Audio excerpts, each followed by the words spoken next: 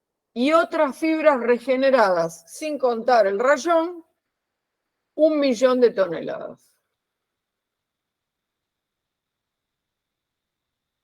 Ya ustedes mirando las cantidades de producción en el mundo, se dan cuenta que la lana, ahora veamos qué porcentaje es, pero de la producción mundial realmente queda desdibujada con respecto al total. Y sin embargo tiene, uno dice, pero es la mejor fibra. Sí, la mejor fibra, pero a ver, bajemos a la realidad y veamos qué porcentaje nos da de cada una de estas fibras.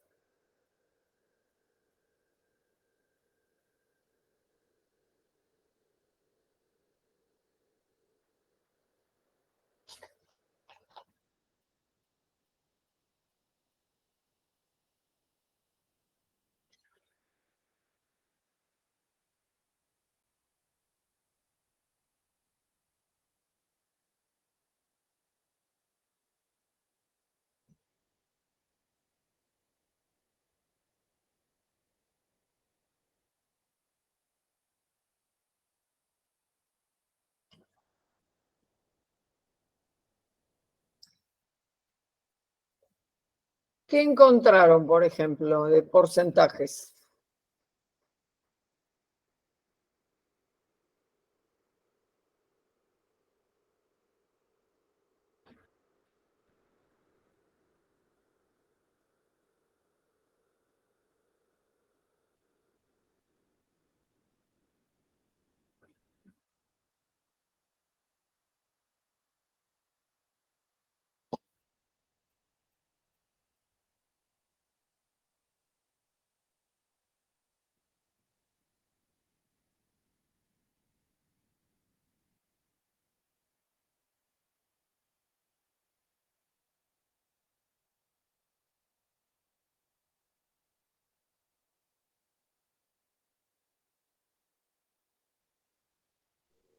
Profe, Sí, 33% sería el algodón.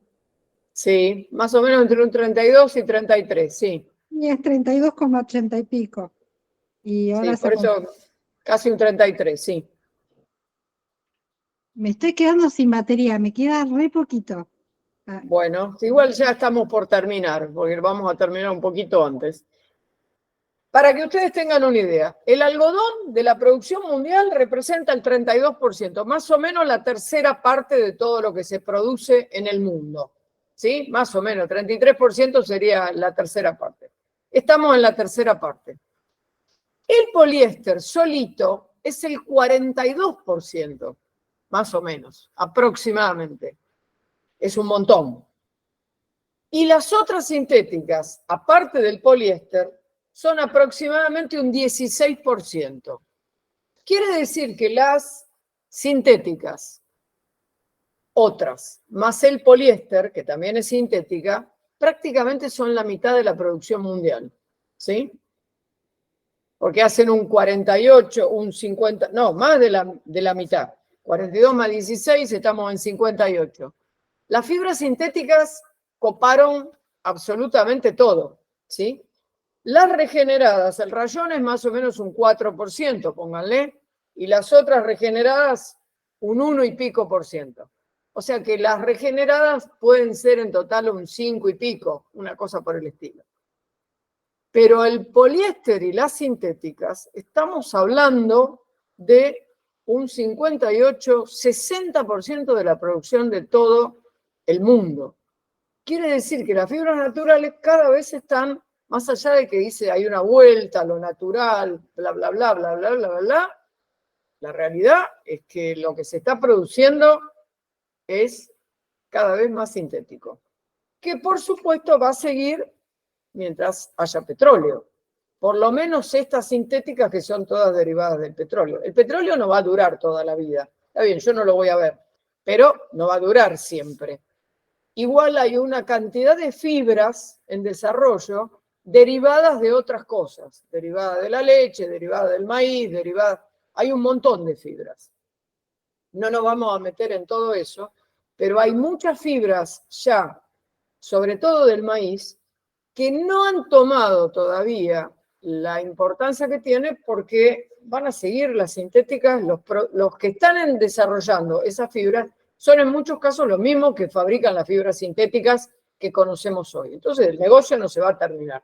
Van a seguir produciendo, en algún momento le van a tener que dar más lugar a las otras que están viniendo porque el petróleo va a empezar a escasear.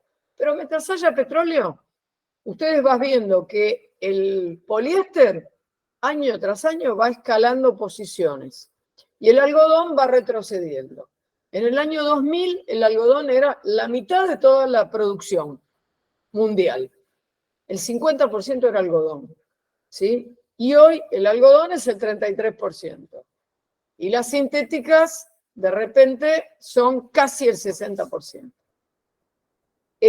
Más allá de todo lo que hablamos, de las propiedades, de la fibra y todo lo demás, yo quiero que ustedes tengan un criterio de realidad, porque yo puedo decir, bueno, esta fibra es fantástica, es fabulosa, está bien, pero si me fijo cuál es el porcentaje de lana de producción en el mundo, cada vez es más chico, ¿sí? Estamos hablando de un 3%. Entonces, también tengan ubicación con respecto a, porque uno habla de la lana como si la lana fuera, lo que pasa es que la lana es interesante para estudiarla, porque es una fibra que tiene todo y tiene características que no tiene ninguna fibra. Entonces es súper interesante. Ahora, por algo quedó relegada a un 3%. No es una casualidad. No es que es algo, si fuera algo tan bueno, barato, bueno, bonito y barato, digamos, seguramente no sería un 3%, ¿sí? Sería mucho más. Entonces, esto también hay que mirarlo. No hay que mirar solamente lo específicamente técnico, esto está buenísimo, tiene esto, tiene escamas, tiene lo más allá. También hay que ver si en la práctica puede aplicarse todo lo que nosotros estamos diciendo. ¿Sí? Bien. Bueno, esto es como para que más o menos se ubiquen en la realidad de lo que es la producción mundial. Bueno, yo les voy a subir lo que tiene que ver con el cuadro general de la clasificación, les voy a subir el resumen de las propiedades de valor textil y ya semana que viene arrancamos de movida con el algodón, la historia del algodón, cómo fue que el algodón progresó tanto y se difundió tanto por el mundo. ¿Por qué? Si es una fibra corta, que supuestamente no es tan buena como uno supondría. Gracias a qué, cuánto tuvo que ver la esclavitud con el avance del algodón y con el gran crecimiento de las plantaciones del algodón, sobre todo en Estados Unidos.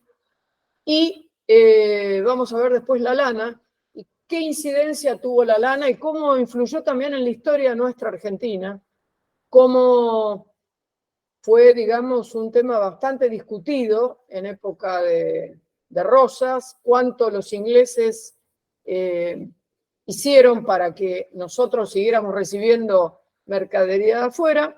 Vamos a ver un poco todo eso. Y después veremos qué me van a presentar ustedes de fibras textiles, que seguramente va a ser maravilloso, así que me voy a ir preparando mentalmente para ese momento. Bueno, nos vemos la semana que viene, ¿sí? Si Dios quiere, a la misma hora, como siempre, en el mismo canal. Si tienen alguna duda, alguna pregunta, miren los archivos y semana que viene planteen todo lo que quieran.